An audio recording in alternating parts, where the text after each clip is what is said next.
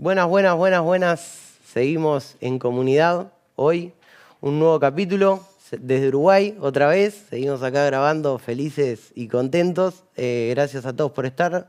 Y hoy, bueno, tenemos un invitado de lujo, muy pedido en el podcast, así que nada más resta presentarlo. Daniel Radio, ¿cómo está? ¿Qué tal? Un gusto, un saludo para todos la audiencia. Muchas gracias, muchas gracias. Charlábamos fuera de cámara y le decía que era uno de los más pedidos en el podcast. La verdad que por acá han pasado, bueno, artistas, streamers, abogados, doctores, un montón de gente y la comunidad siempre ha pedido que usted esté para consultarle. Nos gusta mucho también su discurso sobre el cannabis, que en algunos casos y en lo personal siento que me representa en muchos puntos y se lo quiero decir públicamente. Y bueno, arrancar primero por uno de los temas que está más presente y saber cómo está hoy en la actualidad. Yo he visto que ha estado hablando mucho los últimos meses con el tema de los registros en farmacia. Me gustaría empezar por ahí, como le pregunto, saber cómo viene todo ese tema y también felicitarlo por impulsar esto de sacar el registro de farmacia, que es algo que yo creo que estamos todos de acuerdo que hace falta. Sí, la primera cosa es que te quiero agradecer el reconocimiento, porque no por un tema de vanidad personal, sino porque en el trabajo a veces hay gente que está a favor y gente que está en contra de lo que uno hace, ¿no? Pero en general las personas que están en contra hacen más ruido y presionan más que las que están a favor. Y cuando están a favor en general no se manifiestan, esa es la verdad. Entonces la primera cosa que te quiero es agradecer eso. En realidad yo creo que después de 10 años de aprobada la ley en el Uruguay, 11 ya, estamos en condiciones de hacer una evaluación y de hecho estamos todo el tiempo evaluando, de hecho estamos preparando una evaluación más profunda aún, pero ya hay algunas evaluaciones hechas digamos, durante todo este tiempo y de corregir cuestiones de la norma, que yo creo que tiene algunas cosas que, digamos, que no favorecen, que en algunos aspectos generan problemas. Depende de cuáles son los objetivos que uno tenga, qué es lo que quiere lograr, entonces cómo evalúa. Yo siempre he dicho, en general se habla de quienes son críticos, se decía que se aprobaba esta norma para terminar con el narcotráfico y no se terminó con el narcotráfico. Bueno, yo pienso que ese no es el objetivo central de la norma, sin perjuicio de que hayan manifestado así quienes la impulsaron. Primero porque el narcotráfico siempre que las organizaciones criminales que se dedican al narcotráfico son polifuncionales, se pueden reconvertir y hacer otras cosas. Segundo, porque el cannabis no es su principal fuente de ingresos. Tercero, porque el narcotráfico es muchas sustancias y entonces siempre, por más que uno regularice alguna de ellas, regule alguna de ellas, van a tener cosas para moverse. Así que parece que ese es un objetivo difícil para mover. Yo creo que ese es un objetivo secundario, o mejor dicho, un efecto secundario de un objetivo central, que es ser respetuoso de los derechos de los usuarios. Y que entonces para eso, cuando uno regula, si lo que quiere es ser respetuoso de los derechos de los usuarios, de quienes han hecho la opción de usar cannabis, entonces lo que tiene que tener una norma que de verdad regule y no una norma por la galería, una norma que diga regulamos, pero bueno, resulta que hay en 7 departamentos que no hay ninguna farmacia que venda, que esa es la realidad hoy, o que hay alguna población a la que no le gusta registrarse y igualmente tiene ganas o tiene hecha la decisión de consumir. Entonces tenemos que tratar de mejorar la accesibilidad, esa es la primera cosa que me parece. Y mejorar la accesibilidad pasa por muchas cosas. Y mejorar además y ser respetuoso del derecho de los usuarios quiere decir, entre otras cosas, no tener obligación de registrarse para usar. ¿Por qué? Porque de la misma manera que uno no tiene obligación de registrarse para usar alcohol, no debería tener obligación de registrarse para usar cannabis. Yo siempre pongo un ejemplo que capaz que es un poco exagerado, pero una persona puede tomar vino hasta desmayarse, o grapamiel, o lo que sea, y se cae tirado en el piso y nadie le pregunta cómo se llama. Pero si yo quiero dar una pitada, tengo que dejar mi número de cédula. y decir dónde vivo, parece desproporcionado. Bueno, esas cosas me parece que las tenemos que ir corrigiendo. Y entonces ahí se me ocurrió que una cosa se nos ocurrió a los que estamos trabajando este tema y a gente que no lo está trabajando, pero que también tiene ideas y piensa, ¿no? Que una posibilidad es ir levantando el registro. De hecho, yo quiero decir que cuando se discutió la norma, yo siempre fui contrario al registro. Sí, siempre fui contrario al registro. Nos parecía que no correspondía, pero en todo caso asumo que no hay mala intención en haberlo creado. Eso me parece también. Pero yo creo que no procede y que por lo tanto deberíamos levantar el registro, por lo menos para los que compran. Claro. Por lo menos para los que compran. Quizás fue en un momento, al principio cuando se instauró esta regularización, decir, bueno, en ese experimento que muchas veces nombran, decir, bueno, pongamos un registro para una primera fase, ya pasaron 10 años, o sea, yo creo que ya hay bastante camino recorrido y suena muy racional decir, bueno, tratemos de sacar este registro para lo que es farmacia. Creo que también ayudaría porque también la farmacia creo que también ha sido bastante muy golpeada en todo esto. ¿Por qué? Por todos los temas económicos que hubo en el medio, todas las trabas de que las farmacias no podían operar con los bancos y demás. Después todo el tema de registro es otra de las barreras, que mucha gente quizás todavía, aún que hayan pasado tanto tiempo, no se anima a registrarse y por ende no termina accediendo a ese cannabis legal. Y entonces ha pasado también mucho perjuicio sobre la farmacia las primeras, sobre todo cuando empezaron a vender, ese prejuicio de, en este lado venden marihuana. Ya ha pasado mucho tiempo y es hora de que también se les dé por lo menos alguna chance a que puedan ir mejorando, porque si no siento que quedan en un lugar donde están muy en un círculo cerrado. Por un lado, que tengan miedo de registrarse, como decía vos, y es verdad, alguna gente, por ejemplo, imagínate que yo soy funcionario del Ministerio del Interior y quiero fumar cannabis. Fumo. Ahora, si tengo que registrarme es complicado, ¿no? Claro. Si soy policía. Yo qué sé, yo no sé, me parece que son esas cosas que... Y lo otro es no solo miedo, sino también no tener la obligación. Porque ¿qué hay atrás? ¿Qué es lo que hay atrás de tener que registrarse? Es como, bueno, voy a cometer un delito o voy a cometer algo que no está bien, pero bueno, me hago cargo, pongo la cara. Y en realidad, no me parece que no es así. Y la otra cosa es que para las farmacias es verdad que ha sido complicado, también es verdad que hay muchas farmacias que hoy se constituyen una fuente de ingreso muy importante la venta de cannabis, ¿no? Que farmacias que digamos que es una de sus principales fuentes de ingreso la venta de cannabis.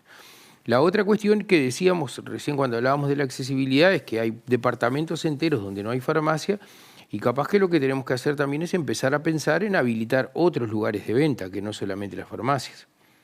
Porque es verdad que las farmacias pueden haber sido en un primer momento un buen lugar pensando que tenía ciertas características para el... Pero bueno, ¿por qué no tener otros lugares de venta? ¿Cómo tendrían que ser esos otros lugares de venta? Toda la gama, desde lugares parecidos, o inclusive más impersonales todavía, hasta lugares en donde uno pueda tener posibilidades de percibir las características organolépticas de lo que va a consumir, ¿no? Que uno le puedan decir, mira, y quien te atienda sea un idóneo, alguien que sepa de cannabis, y te aconseje respecto a gustos, y te aconseje respecto a la gestión de riesgos y reducción de daños también, ¿no? Que eso es la otra cosa. Entonces me parece que esas cosas habría que pensarlas con cabeza libre. Es verdad que está difícil, ¿no? Porque hay un sector de la población que se resiste, que es heredero de la demonización, históricamente la sustancia ha sido demonizada, hay un sector de la población que todavía resiste esto y siempre que hay un sector de la opinión pública, que cada vez es más chico también, hay que decirlo. Claro. Cada vez es más chico la gente, pero siempre que hay un sector que tiene esa postura, siempre hay políticos que están dispuestos a salir a embanderarse con eso. Y entonces, esos, en general, son duros, lo que yo te decía al principio. Los que están en contra de la norma se mueven, se concentran, hacen cosas. Los que están a favor, nadie se concentra a favor de una norma en general, no es difícil eso. Entonces, en general se hace más ruido. Hace pocos días nosotros fuimos a la Junta Internacional de Fiscalización de Estupefacientes, en Viena, que en general tiene a Uruguay bajo la lupa, por esta cuestión de haber Claro. regulado el cannabis. Se les tendría que pasar, porque ya no solo Uruguay reguló el cannabis. Uruguay fue el primero, pero luego unos cuantos países más ya han regulado el cannabis. Pero particularmente estaba inquieto el representante de China, y preguntaba todo el tiempo si no había en Uruguay gente o sectores políticos que quisieran revertir la norma. Estaba muy inquieto, quería saber eso y quería... y sí, Uruguay es una democracia plena, no como China. Claro. O sea, acá hay gente que piensa distinto que algunas leyes y no se les persigue por eso. Entonces sí, hay gente que piensa distinto. Yo creo que cada vez es menos esa gente, ¿no? Y en general son como rémoras que vienen quedando rezagadas de una mirada más abierta y una cabeza más libre y con más capacidad de mirar las cosas desprejuiciadamente. Hablando del tema de registros, aprovecho y también le quiero consultar por el tema cantidades. ¿Qué opina usted de estos límites de cantidades que hay? ¿Se debería rever? ¿Cree que está bien así? ¿Cuál es su opinión sobre eso? Hay incongruencias en la norma, ¿no? Viste que la norma, por ejemplo, para los autocultivadores habilita tener 6 plantas y hasta 480 gramos al año. Yo no sé, yo no tengo experiencia, no soy canábico, por decirlo de alguna manera, ¿no? No planto, no. Pero hablo con las personas. Y tenés que ser muy malo para sacar nada más que 480 gramos con 6 plantas, ¿no? Entonces hay una incongruencia, porque si yo saco, en vez de 480 gramos, saco 2.000 gramos, 2 kilos, que es posible con 6 plantas y más también. Entonces, ¿qué hago con el resto? Estoy cometiendo un delito, que ahí hay incongruencias que la norma no explicita. Se supone que hay que destruirla. Claro, sí. Podría uno seleccionar sus mejores 480 gramos y destruir el resto. Sí, vos contame si conoces a alguno que hace eso, ¿no? Entonces, en realidad es un problema que tiene eso. Después, yo como no tengo experiencia de uso, mi experiencia se remite a lo que me dicen, no me parece que es una cifra descabellada pensar en que una persona pueda consumir un poco más de 1 gramo diario. Claro.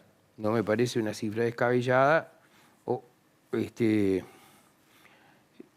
Yo lo que sí digo es que si nosotros retiramos el registro de las farmacias, el límite de compra cae. Porque si no tengo que estar registrado, ¿quién va a controlar cuánto compro? Claro. Me puede controlar el farmacéutico, y si yo llevo 2 kilos, pero si yo puedo comprar 40 gramos acá y 40 gramos en la otra cuadra, entonces el límite de compra cae automáticamente, me parece, ¿no? Entonces, ahí... Igual ahora tenemos un problema que es que la norma o las disposiciones del IRCA hoy autorizan a comprar hasta 10 gramos semanales. Y eso sí es un problema, porque las personas tienen que ir varias veces en el mes para comprar su cannabis. Ahí yo creo que siempre tuvimos la idea de flexibilizar eso, de que se pudiera comprar más cantidad. Claro que si cae el registro, no va a ser Eso preciso. caería. A ver, es algo que se ha hablado mucho, el tema de los registros y el tema de las cantidades. Yo creo que si la cantidad lo que busca es hacer una reducción de riesgo, que creo que entiendo pueda ir por ahí, además del control, también hay que poner mucha información sobre la mesa. De esto mismo que hablamos, también creo que va en uno, como tú decías al inicio, nosotros sabemos que no te podés tomar una botella de whisky diaria. Lo mismo con la marihuana, o sea, si la información está y está presente, después cada uno sabe hasta dónde puede ir y hasta dónde no, y hasta dónde ya le está haciendo mal a su salud y hasta dónde no. Creo que controla el tema del límite, pero también tiene que, si queremos reducir riesgo, es necesaria mucha más información de la que hay. Está muy bien. Primero porque lo que genera riesgo o daño no es solamente la cantidad. No es lo mismo fumarte 3 porros que tienen una concentración de THC de 5% que una que tenga 25%. Claro.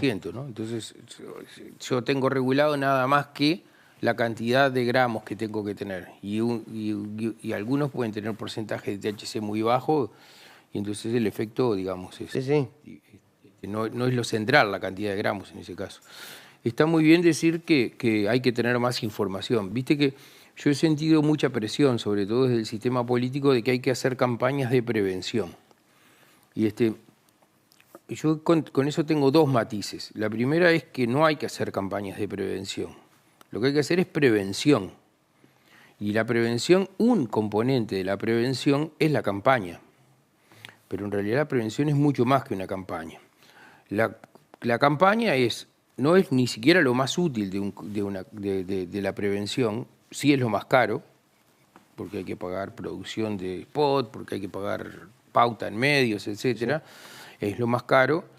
Es lo que rinde más políticamente, porque es lo que ven la gente que pide campañas, no los usuarios de cannabis, sino la gente que pide campañas.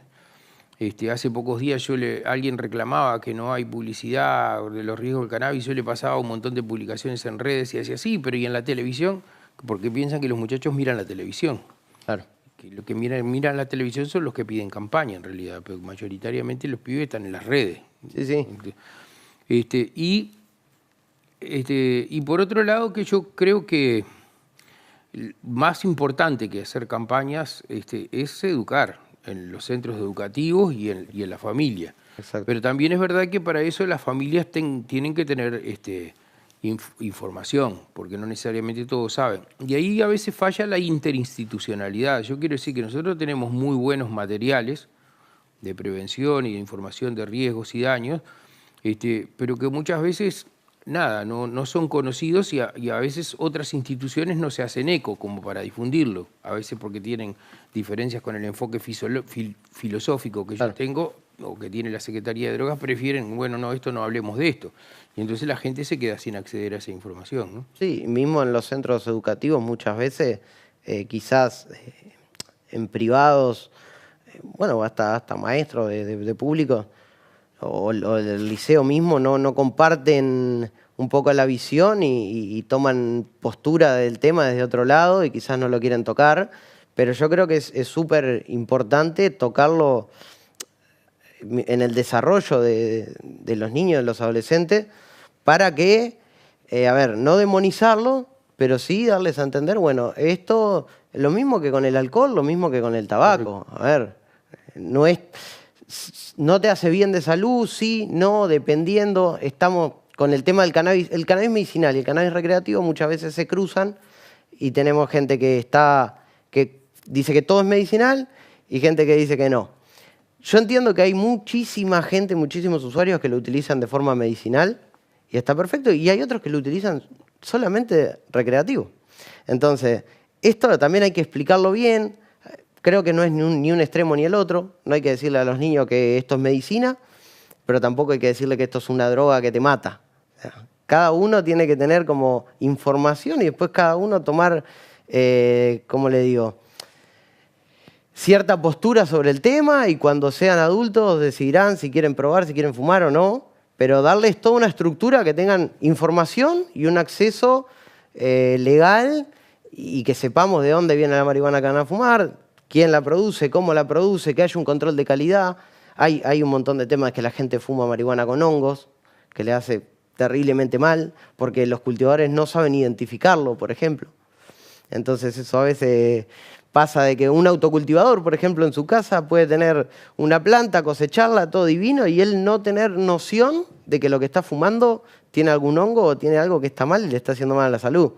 Entonces, todas esas cosas creo que las podemos evitar con información y capacitando cada vez más a la gente. Nosotros desde dentro del lugar tratamos siempre de capacitar no solo de cultivo, sino en general, pero hace falta también que la gente tenga esa información. Yo le decía también el tema de los clubes, mucha gente se mete a abrir un club sin saber dónde se está metiendo, y eso hace que se anoten mínimo 15 personas, que son las necesarias para abrir un club, y hasta 45 que se anotan, y después quizás apuestan a que ahí van a tener su marihuana legal y ese club funciona 2 o 3 meses y no funciona más.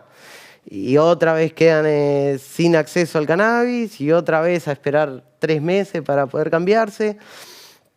Y son un montón de problemas que se generan por falta de información muchas veces. Ahí hay cuestiones bien distintas, ¿no? Lo primero que quiero señalar es la predisposición favorable de las autoridades de la educación a trabajar con nosotros, que desde el primer día trabajamos juntos y siempre estamos pensando cosas e incorporando cuestiones que se van incorporando en la educación a pesar de que no sale por la tele, y por eso la Claro. gente cree que no se hace, ¿no? Pero están haciendo cosas en el sistema educativo vinculado a esto. Y nosotros además, periódicamente, además visitamos centros de estudios, pero esto no lo hacemos, ya no vamos a visitar a los estudiantes directamente, porque entendimos que eso, la visita a los estudiantes en un aula, para la Secretaría de Drogas es inescalable. O sea, nosotros podemos ir a ¿cuántos estudiantes? Supongamos que vayamos a una clase por mes o por semana, exagerando. Vas a 50 clases en el año, si no faltás ni una semana. Y eso hace que vayas a 50 por 20, son 100, 50 por 20 son 1.000 estudiantes. 1.000 estudiantes que en 5 años llegaste a 5.000. Y hay más de 500.000 de estudiantes. O sea, eso no sirve para nada en términos cuantitativos. Claro. Entonces, preferimos concurrir a visitar o bien a los docentes o bien a los padres. Pero sobre todo a los docentes, porque lo que esperamos es que sembrar una semilla para que los centros de estudios tengan formas de reaccionar frente por ejemplo, frente a las circunstancias emergentes. ¿Qué quiero decir? Si yo en la escuela veo que 2 muchachos se están peleando, no llamo a un teléfono en el gobierno para resolver el tema. El centro tiene recursos para responder a eso. Bueno, lo mismo tendría que pasarnos con el caso de los usos de sustancias, que los centros de estudio estuvieran preparados. Otra cosa es lo que tú decís respecto a la información para meterse en esta cuestión, para meterse a plantar, a cultivar, a un club o a lo que sea, o a producir de manera... Sí. Y ahí lo que pasa también es que hay mucha gente que vio una oportunidad de negocio y sin tener know-how, sin tener experiencia en el tema y creyéndose que esto es lo mismo que plantar lechugas. Y no es, ¿no? Hay que tener Un conocimiento cierto previo. nivel de experticia en esto, ¿no? Que no todos tienen. Entonces, y otra gente que se metió para especular también. Entonces, eso llevó a que mucha gente se viera frustrada. Antes de empezar, tú le decías a alguien que producía, bueno, tenés que tener los clientes. Claro, elemental, porque además nosotros no somos los vivos del mundo. Todo el mundo quiere vender cannabis. Y Uruguay no tiene las mejores ventajas comparativas para vender. Nosotros tenemos mano de obra mucho más cara en el Uruguay, tenemos energía mucho más cara en el Uruguay. Estamos lejos de los centros comerciales donde esto se comercializa, salvo Brasil, el resto de los países nos quedan lejos. No hablamos inglés, todas esas son contras del Uruguay para esto. Y tenemos algunas desventajas climáticas también. Entonces, cuando vos mirás todo eso, decís, ¿y por qué vamos a vender entonces si pasa todo eso? Y bueno, tenemos que vender si tenemos calidad en lo que producimos. Y para eso hay que tener know-how, hay que invertir en mano de obra especializada, hay que tener gente que sepa en esto. Claro. No es solamente, bueno, tengo un campo y tiro unas semillas. No funciona así esto, ¿no? ¿Bien? Nosotros siempre decimos que yo en lo personal no conozco otro cultivo que por metro cuadrado requiera tanta tecnología como requiere el cannabis. O sea, Más si tenés un indoor o algo de eso. en lo que es indoor es increíble. O sea, es todo lo que se utiliza, es carísimo, pero bueno. Creo que a nivel industrial también esto mismo llevó a que Uruguay tuvo una oportunidad muy grande y no quiero decir la desperdició, pero sí de que quizás se vio afectada la marca país, digamos, de la calidad, sobre todo de la flor de CBD, por esto mismo de que mucha gente se metió, que no era del cannabis, se metió en la industria y hizo que, bueno, las producciones no sean tan buenas o que muchas producciones se hayan quedado acá pudriéndose adentro de un galpón. Y hubo también expectativas, a mí me parece un poco desmedidas de más. Claro. ¿No? ¿Qué quiero decir con esto? En algún momento los precios eran muy buenos, pero claro, cuando hay reglas de mercado, cuando todos producen, aumenta la oferta, el precio baja, ¿no?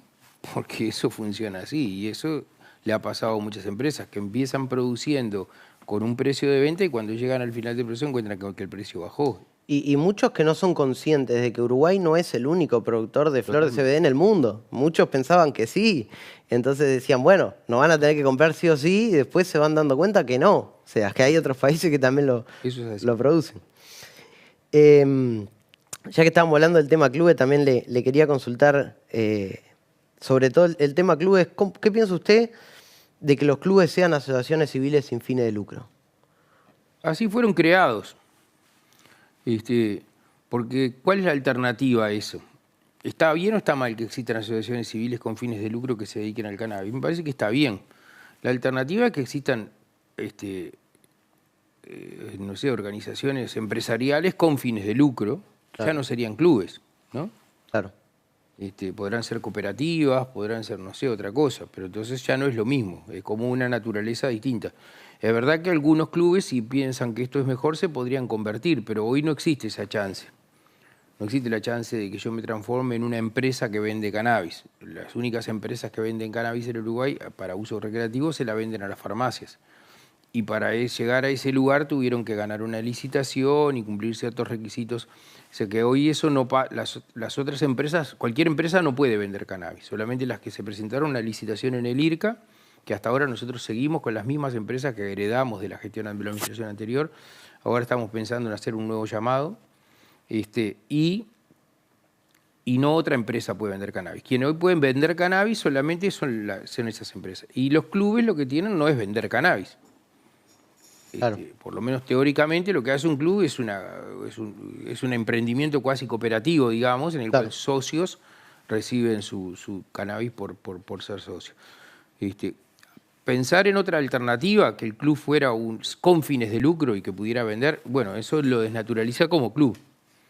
Se tendría que transformar en una empresa y para eso habría que habilitar que empresas pudieran vender, que no es lo que hoy está, hasta donde yo sé no está planteado, pero bueno, es una posibilidad que sea. Es una de las otras vías quizás que hay en el mundo, por decirlo de alguna manera, en Estados Unidos, que puede haber productores que estén sí registrados, pero bueno, estén registrados como productores, que después eso pase a otra instancia donde sea, como podría ser en Uruguay el caso de farmacias y demás, y bueno, tratar de como darle otra amplitud.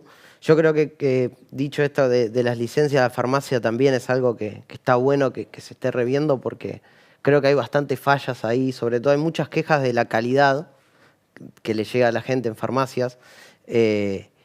Y un tema de farmacias que a mí siempre me llamó la atención y aprovecho ahora para consultárselo, es por qué en farmacia no hay una genética que sea solamente CBD. Está perfecto lo que tú decís. Ahí, la primera cosa que quiero decir es que toda la genética que tiene IRCA al día de hoy también fue adquirida a una empresa, los derechos para utilizar esa genética. Sí, y las variedades que se utilizan son esas. Y de hecho vamos a introducir una nueva variedad ahora en el transcurso de este año y también va a ser de esas que teníamos, digamos, en una especie de banco genético que teníamos. Pero en realidad yo creo que tendríamos que tener la posibilidad de tener lo que está pasando en Europa, ¿no? Hoy yo ahora vengo de Viena hace poco tiempo y en Viena hay tiendas canábicas en donde uno puede comprar CBD para fumar. Claro.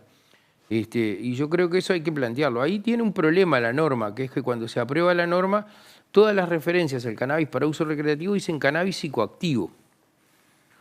En general está lo que hay mayor consenso mundial, hay quienes discuten esto, pero lo que hay mayor consenso a nivel mundial es que cannabis psicoactivo es el que tiene THC.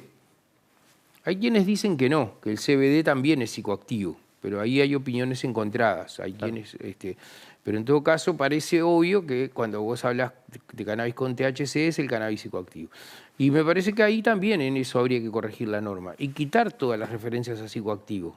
Cuando vos regulás tenés que regular el cannabis, no el cannabis psicoactivo. Claro. Y entonces ahí se acaba esta discusión y esta polémica en torno. Y entonces la gente eventualmente, cuando vos tenés una nueva variedad, podés tener una variedad que tenga más THC o menos, que es lo que yo he dicho. Hay que tener variedades con más THC, sí, también, pero también con menos THC.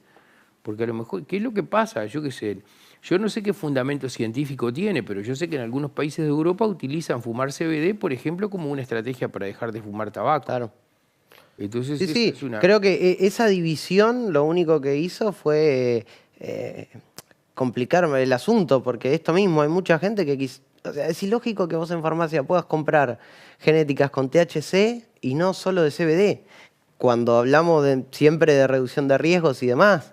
O sea, el usuario del CBD queda por fuera. O sea, si no encuentra un club que cultive CBD para cierta gente, queda por fuera de la ley. Sí. Tiene que irse a un mercado negro. Está bien.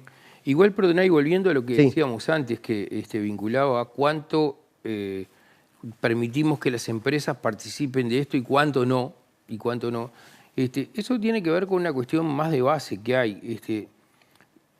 El paradigma prohibicionista lo que hace es trata de impedir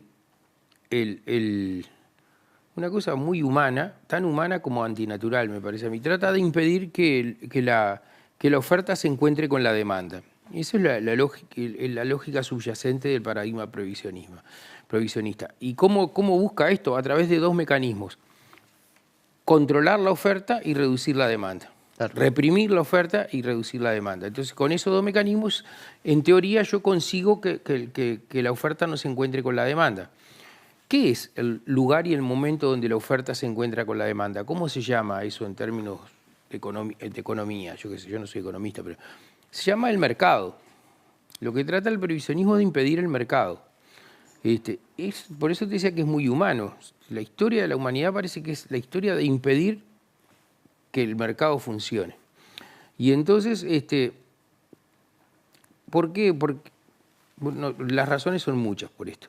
Pero entonces ahí cuando uno dice, no, esto no está funcionando, entre otras cosas, porque lo que pasa es que igual la oferta se encuentra con la demanda. Aunque nosotros creamos que reprimimos la oferta y reducimos la demanda, la oferta y la demanda es como una corriente de agua que va hacia el río y vos le querés poner piedras adelante y se encuentra la forma de llegar, porque al final el agua tiene que llegar, ¿no? Al declive, siempre funciona así. Esto es igual. Entonces, pero es verdad que si vos pones obstáculos o algo determinado, por lo menos lográs que vaya por donde vos quieras y no necesariamente. Bueno, parece que esa es la discusión de fondo. La alternativa al prohibicionismo no es el libre juego de la oferta y la demanda. No necesariamente, eso es una posibilidad. Yo creo que eso ocasionaría algunos inconvenientes adicionales. Entonces, la alternativa al prohibicionismo es la regulación. Esto es, el mercado se va a encontrar con la demanda, pero establezcamos los canales para que se encuentre con la demanda. Y ahí hay toda una discusión en torno a cuánto Estado y cuánto mercado. Parece que esa es la discusión central, con la cual yo no soy dogmático de ninguno de los dos extremos. Ni me aferro a esa cosa de decir, no, que no primen las leyes del mercado, ni me parece que todo tiene que estar controlado absolutamente. Me parece que hay que ser pragmático en eso y ver qué funciona y qué no, tratando de gestionar los riesgos y disminuir los daños. Me parece que esa debería ser la lógica, ¿no? Con sus aciertos y con sus errores, Uruguay, yo siempre digo que a nivel regional, pongámosle a nivel Sudamérica, también en un punto mundial, pero a nivel Sudamérica yo creo que es un gran referente para todos los que están pensando dar un paso de legalización más chico, más grande. Yo estoy mucho tiempo en Argentina, tenemos mucha gente en Argentina que también mira el podcast, y creo que Argentina se basó mucho en mirar qué estaba pasando en Uruguay para poder intentar avanzar en ciertas políticas de acceso al cannabis. Ellos lo hicieron, yo creo que de la manera contraria a Uruguay, de decir, nosotros hicimos, dividiendo esto de medicinal y recreativo, ellos lo hicieron todo bajo medicina, y también hay problemas de ahí de acceso por el tema de esto, de que cualquier persona que quiera cultivar primero necesita ir a un doctor, que él le haga una receta, que también es jaqueca o cualquier cosa que se les ocurra, y es más un negocio para el doctor que realmente el acceso.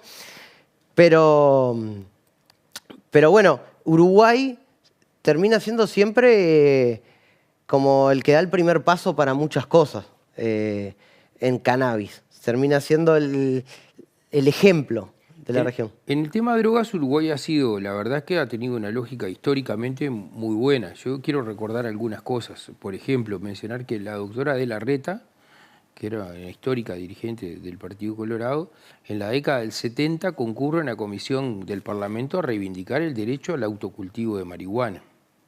Década del 70, cuando a nadie se le ocurría eso. Jorge Valle, a principios de siglo, hablaba de la necesidad de legalizar todas las drogas de uso de tráfico ilícito. Las cosas que pasaron con los gobiernos del Frente Amplio en este sentido, orientadas en esta línea. Hace poco tiempo el expresidente Luis Alberto Lacalle Herrera diciendo que él era partidario de que el destino final tenía que ser la legalización, decía él. La calle Pou fue uno de los primeros que presentó proyectos. Y de los otros partidos, Frente Amplio, Partido Independiente, Partido Colorado, también hemos presentado proyectos en este sentido. O sea que me parece que Uruguay en esto ha tenido una lógica coherente. Siempre hay quienes no quieren, ¿no? En todos los partidos. Yo recuerdo un legislador en el Parlamento que votó la norma, que votó a regañadientes, diciendo que el cannabis era, descalificándolo, ¿no? Pero en todo caso, lo que quiero decir es que Uruguay en esto tiene me parece para estar orgulloso de tener una mirada desprejuiciada sobre el tema, por suerte, ¿no? Pero bueno, hay que seguir trabajando. Hay que seguir. Pero bueno, a ver, en el tema político, digamos, ¿usted cree que últimamente lo que ha pasado? Yo creo que la LUC le jugó a los autocultivadores y a los clubes la carta del miedo. O sea, se vieron asustados por lo que estaba pasando y hasta creo que mucha gente dejó de cultivar por miedo a que pase algo.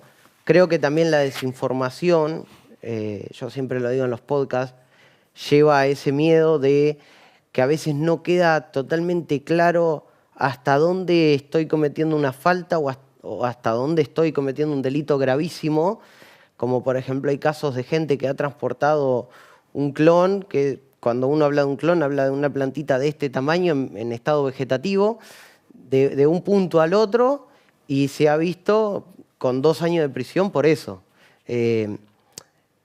Creo que ahí hubo un problema de no dimensionar hasta dónde es una falta y hasta dónde es un delito gravísimo, algo que queda muy, depende en mano del fiscal que quede o depende cómo lo tome el abogado. Sí, yo ahí te puedo tratar de explicar algunas cosas, pero en realidad no importa la explicación. Igual lo voy a hacer, pero digamos, porque lo que importa es que mientras tanto que nosotros explicamos y revertimos cuestiones, hay gente que está presa. Hay gente que está presa. Ayer de noche hablaba con una colega, yo soy médico, que tiene el hijo preso. Y lo que hay atrás, y ahora voy a la explicación, digamos, ese sigue siendo el prejuicio, el estigma sobre la sustancia, sobre la planta, ¿no? Claro. Hay un estigma sobre la planta. Lo que yo te decía recién, si yo vendo whisky, no pasa nada, no voy 2 años preso. En todo caso me pondrán alguna sanción o algo, o una multa, no sé qué me hacen si vendo whisky y no estoy autorizado. Lo más probable es que nadie se alarme. Claro. ¿No? Pero cuando agarran a una señora que vende brownies en Punta del Diablo, dicen que es un golpe al narcotráfico. Eso no es un golpe a nada, ¿no? Entonces ahí es el estigma sobre la sustancia. Si yo paso cannabis para dentro de la cárcel, voy 2 años preso. Y si paso cerveza, que no está permitido tampoco, voy 2 años. ¿Celular? ¿O un celular?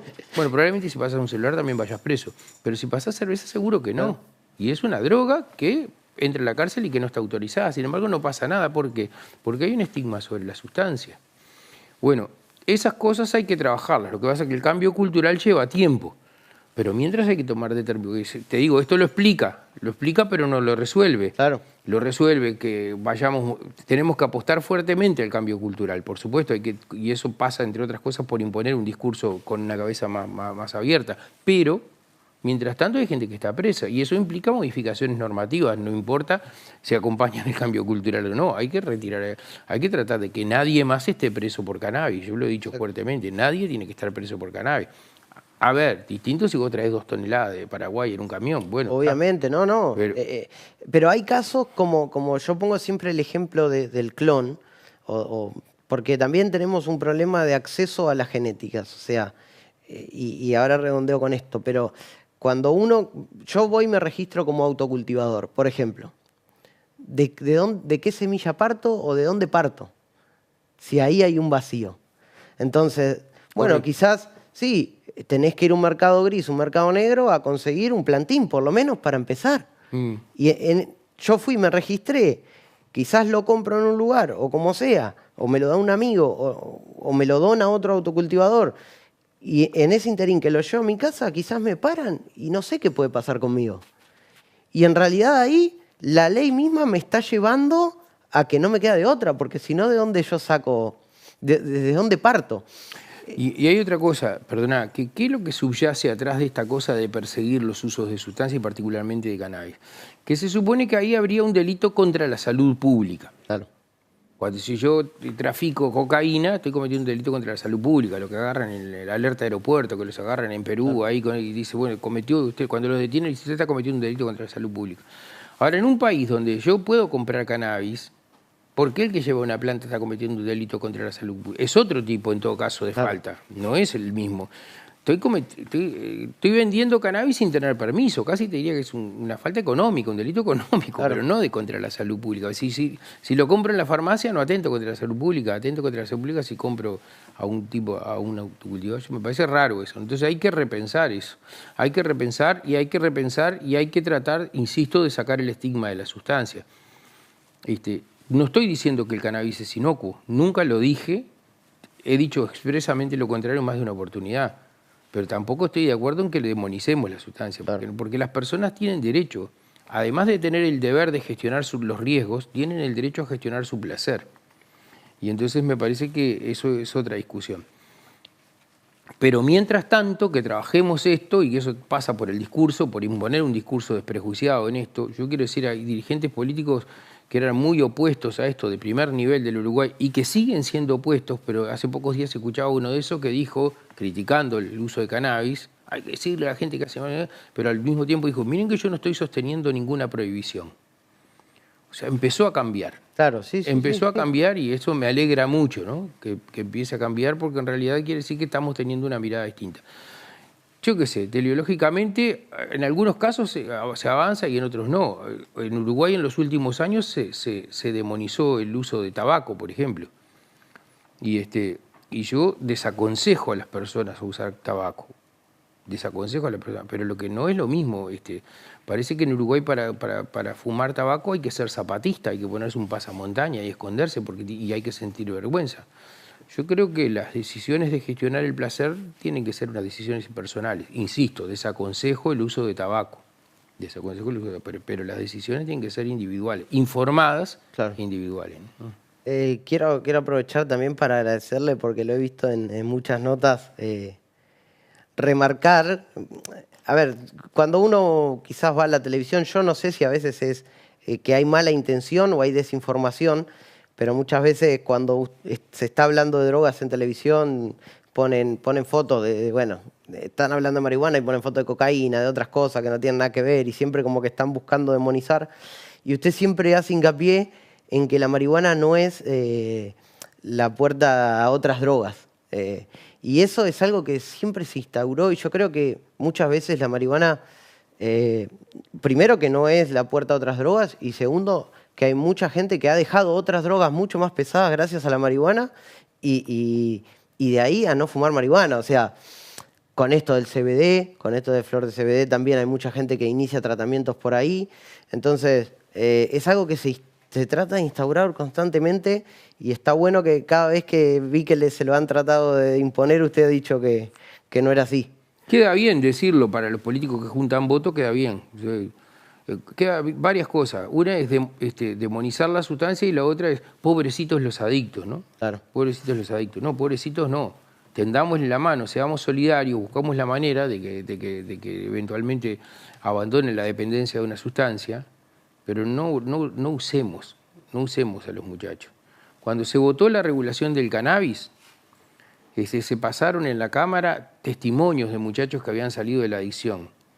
Eso está muy bien, más o menos, porque en realidad también es una manera de usarlos, pero además se usaban con el sentido contrario, porque todos esos muchachos que tenían una realidad de adicción complicada, de dependencia de sustancias, habían generado esa dependencia durante el prohibicionismo, no durante la regulación. Claro.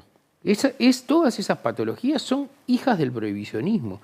Y la otra cosa es pensarse que una sustancia es puerta de entrada a nada, ¿no? La marihuana ni ninguna sustancia es puerta de entrada a nada. O sea, el problema es cómo uno se vincula, porque yo te quiero decir que todos nosotros en el Uruguay o en el mundo, 7.000 u 8.000 millones de personas, tenemos posibilidades de entrar en contacto con la sustancia. No es la sustancia la que nos hace entrar, es el vínculo que nosotros establezcamos con la sustancia.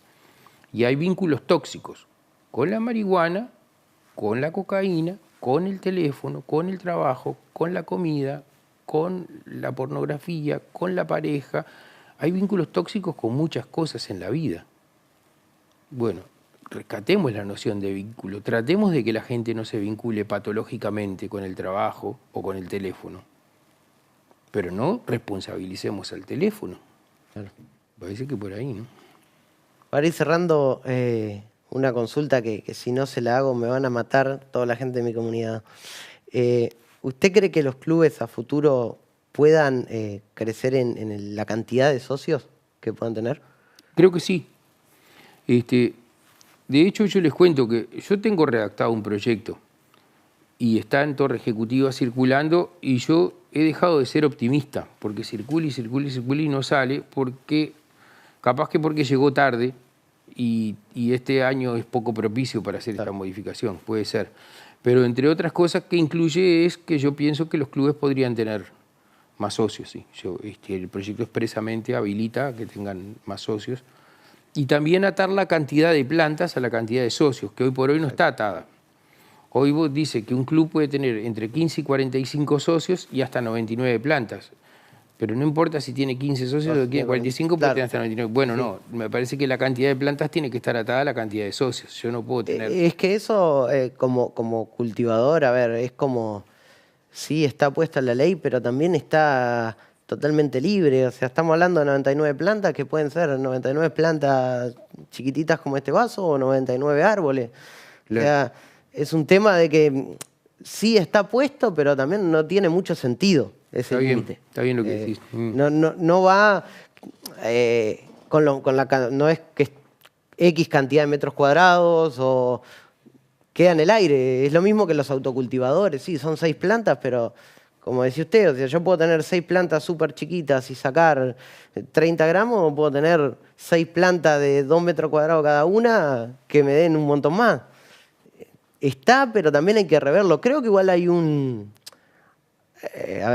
pensamiento colectivo de la mayoría, por lo menos la gente que uno va hablando, de que hay que rever todo este tema y hay que buscar soluciones. Y va a cambiar, ¿no?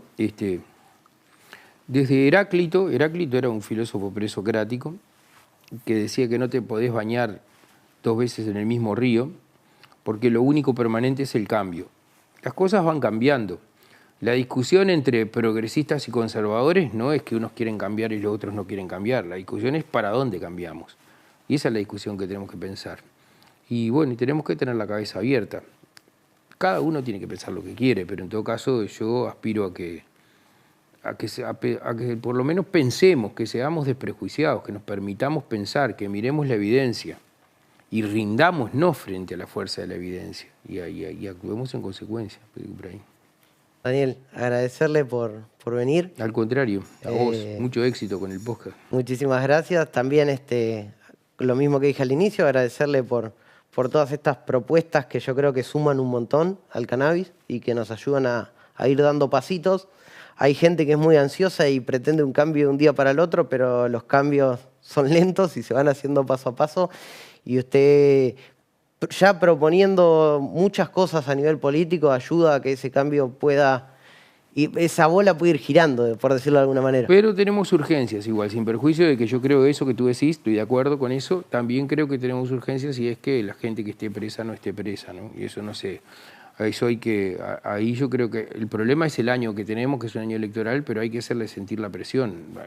Sí, que no hagan, que no se haga política con esto tampoco, está todo bien o está todo mal, y se use a la gente de rehén en el medio. Yo creo que muchos de los presos por cultivar, sobre todo, y por estas faltas, como yo decía, de transportar un clon o de transportar una planta en vegetativo o de un exceso de planta mínimo, o de tener 2 plantas más, 3 plantas más, es un tema que es ilógico mantenerlo así, es poner gente en un lugar donde se va a salir peor de lo que entró, porque mucha gente es gente que nunca tuvo contacto con la delincuencia, o sea, simplemente se excedió en 2 o 3 plantas o por tener acceso a una genética transportó un clon de un lado al otro, y hoy en día se ve en una situación que está relacionada directo con la delincuencia, con gente que es mucho más pesada, que es mucho más violenta, un montón de cosas.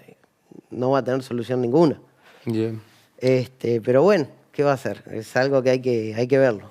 No promoví el uso de cannabis y no le aconsejé a nadie usar cannabis, está claro eso, ¿no? Que después No. alguien puede sugerir que yo promuevo el uso de cannabis, No. sugiero el uso de cannabis. A nadie le sugiero el uso de cannabis, no promuevo el uso de cannabis. Estamos hablando del acceso, o sea,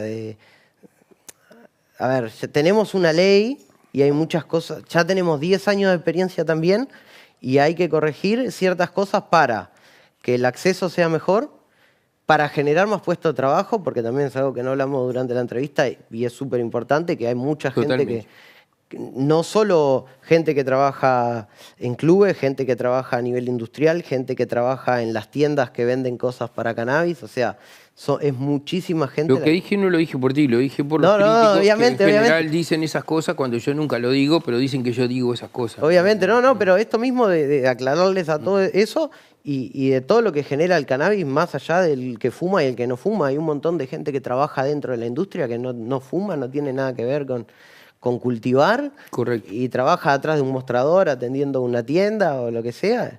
Entonces se ha generado mucho puesto de trabajo y ojalá se puedan seguir generando cada vez más a medida que esta industria vaya creciendo. Y también, ¿por qué no? Yo siempre lo digo, creo que un poco ambos partidos políticos que han estado en el poder, digamos, por decirlo de alguna manera, se rehusaron a esto de, bueno, políticas como en Estados Unidos de recaudar más de la marihuana para poder invertirlo en lo que es educación, en poder invertirlo en lo que es salud. Y creo que eso también es algo que hay que rever porque la marihuana puede producir muchísima... Yo estoy de acuerdo en eso. Muchísimo para después poder volcarlo en salud, en educación y en un montón de cosas más que también nos hace mucha falta. Estoy de acuerdo en eso. Pero bueno, tenemos mucho para hablar, agradecerle. Al contrario, gracias a vos y a todos los que vean el video. Bueno, adelante. Muchas gracias. Decirle a la gente que se suscriba, que ponga me gusta, lo que le pedimos siempre. Y bueno, nos vemos en otro capítulo de Comunidad, en esta cámara, me dice el director. Y nos vemos seguramente la semana que viene. Así que gracias a todos por estar y no queda más. Comunidad.